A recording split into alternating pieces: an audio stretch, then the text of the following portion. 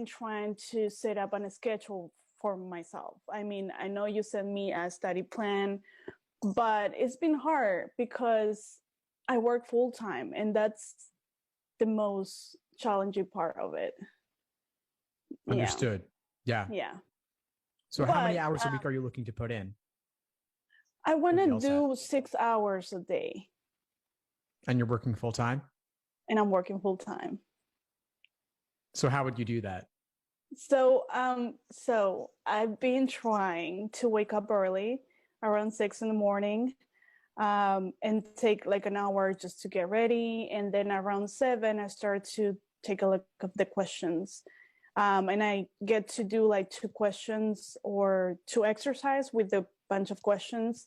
And I feel like good about it because I understand and I get, 90% of them, I get it right. And I feel like that's the moment that it's best for me to study. After 6, after work, it's just hard. It's just hard. And that's where I'm trying to figure out how to get things done. I see. So, Okay. So what yeah. happens when you try to do the studying afterward? Because you're doing maybe, or how many hours are you doing in the morning? 2 to 3. Okay. And then Yeah. the rest in the evening. So the evening would be maybe 3 to 4 to achieve your Yes. 6. Yes. Yes. So Yes. what happens in the studying in the evening? How's that? It's just like I can focus. That is the opposite from the morning when I'm starting with a fresh mind. In the evening, it's more like, okay, this happened at work, and then I have roommates as well, and it's like it's just harder to do it in the evening. Okay. So we Yeah. need to get rid of your roommates and we need to Yeah. make you more energetic Yes. in the evening. Yes. So how can we do that? uh, I guess I don't know. I guess I think I definitely need to take a break for 1 or 2 hours after work and then get ready in that period of time. Just get ready. It's mindset for the next hours of study. Yeah. Okay. So maybe you take a break after work, you reset yourself.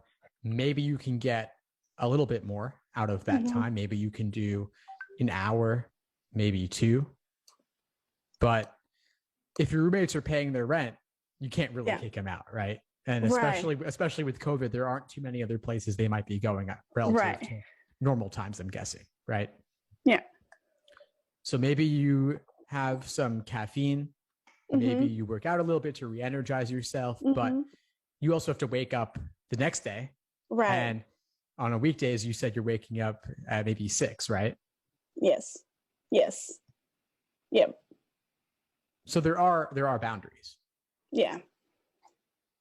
Exactly. So yeah. So that's where I'm at right now, and it's a process. A whole process. It's crazy. It's not a joke. No, it's not a joke. I can sense your dedication. I mean, you started off saying 6 hours of LSAT study and the full-time job. And so I want to explore for you, can we achieve the 6 hours? And if not, can it still be okay? I think we can achieve the 6 hours, but also I think that if we do not, it's okay because I'm not rushing in taking the LSAT anytime in the summer. I thought of August, but also I don't have to. I think October sounds good too, but I mean, but at the same time, the sooner the better for me. Yeah. The sooner the better, because you just want to be done with it. Yes, I understand that. Yes. What kind of score increase are you looking for? What are your goals? Well, I want to just, I don't want to be in the low 150, definitely not. I want to stick in New York City. I want to go to CUNY law school, honestly. That's my main goal, but also I'm open to other schools as well. And I know that CUNY law school doesn't really, I don't know what's the score that they're asking for, but I want to I want to get at least 160, 165. That's where I want to be. Okay. And where are you I at think now? I have the time. I haven't taken any practice tests yet. So I think that's my next step. Okay. Yeah, you could take right a now. practice test just to see where you're at. I would recommend taking that with a Yeah. big grain of salt, because Yeah. if you haven't done all the work yet, it's not going to reflect your true Right. potential. It'll just be a snapshot of where you currently stand, and it'll tell you that there's some work to do, most likely, as it is for everyone. Very few people start off with cold diagnostics in the 160s. It takes a while for most people to get there, myself included. It took me a long time to get there. Yeah. So my recommendation is that you allow some time, and you're dedicated. You want to put in 6 hours on top of a full-time job. I still want to explore with you if that can be achieved, and if so, how. Well, I guess I think it would be mornings and evenings. I think it can be achieved that way. I just need to get it, get my mindset ready. And I think from 7 to 10 in the morning, and then 7 to 10 in the evening. I think that's what I want. That's what I want. Yeah. Yeah. No, I know there are a lot of people who want to do similar, and there are people who do similar. Yeah. The question is, what's the quality of the hours that you're gonna get? Okay.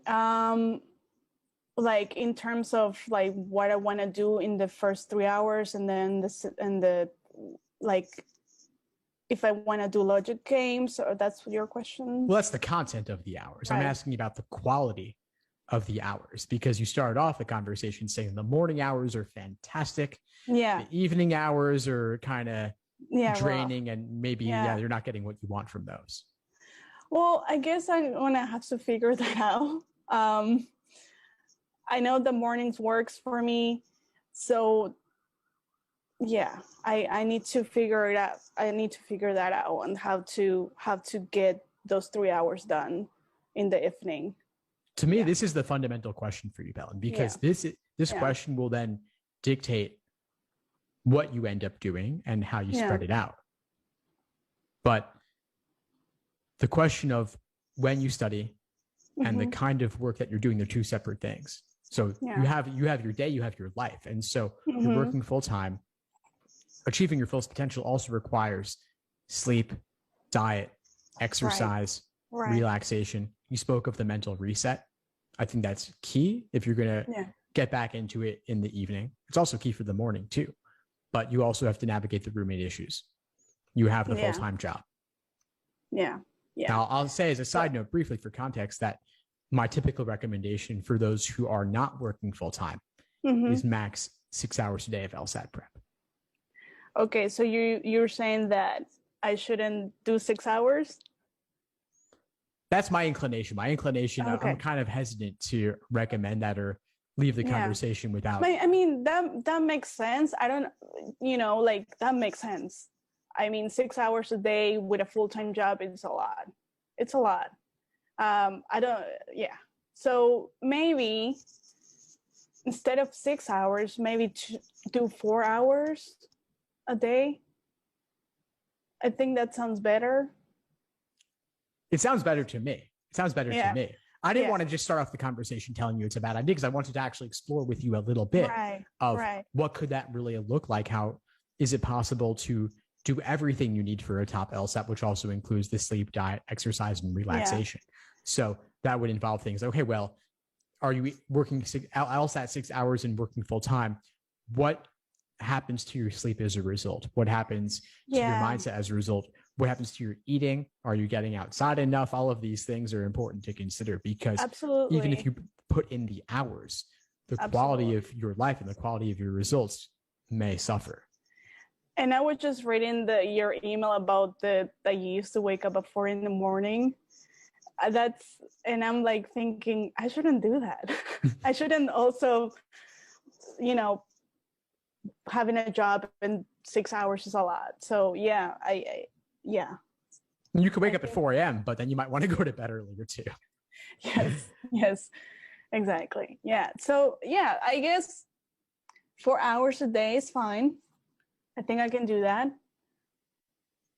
I can do that. I think maybe it's just like with the LSAT, I'm trying to take it seriously, so I put a lot of pressure on me. Like I need to do 6 hours. I have to do that. So I think that's what it is. Yeah. Who's putting pressure on you? Huh? You said someone's putting pressure on you. No, I am putting. You're putting pressure on yourself. I am putting pressure on me. Yes, yes. Understood. So that's what it is. Maybe that I want to do 6 hours a day, but I think 4 hours sounds good, and I think I'm gonna try to stick to that schedule. In the morning, and then work. Yeah. See what those 4 hours end up looking like for you. If you feel that maybe 2 hours in the morning, 2 hours in the evening, all of those hours can be high quality, then fantastic. Keep it up. Maybe you want to do 3 in the morning, 1 in the evening. That could also be okay. So tweak it a little bit. I mean, if you're aiming for August or potentially beyond, then you have enough time to experiment and adjust a little bit. And adjustments will inevitably happen regardless. It's very unlikely that somebody would always do exactly 7 to 9 morning, 7 to 9 evening. You may adjust a half hour here or there, or maybe some days will be 3, maybe some days will be 4.5, and you can see what it looks like. You can track this and see how does your energy level feel as you try out one method or just end up doing one method or another for scheduling. Sounds good. Sounds good. Also, another thing that I want to ask you something. In terms of timing, how do you suggest me timing the exercises or the practice test? Sure. Yeah. How long have you been studying for? So it's been 2 weeks now. Like 3 to 4 days a week that I've been trying to study. Yeah. Okay, so you're still fairly early in the process. Yes, very much so. We're speaking now in February and you're maybe aiming for August. So you still got at least maybe something like 6 months remaining. So I would stick with untimed for now. Okay. Because you have plenty of time to work on time to work later, but you also want to make sure you get the fundamentals down and you can take some time for accuracy alone before bringing in the timed components. Okay, sounds good. Any other questions for today, Belen? No, not really. It was this was very helpful. I feel less pressure now, and I will stick to the 4 hours. Fantastic. Well, keep me posted on how it goes, and I'll see you soon. Okay. See you soon. Bye-bye. Thanks for tuning into the show. Please subscribe if you haven't done so already to be notified of new episodes as I release them. And feel free to reach out if you need anything at all as you move forward with your prep. I'm happy to help however I can. In the meantime, I'll wish you all the best and take care.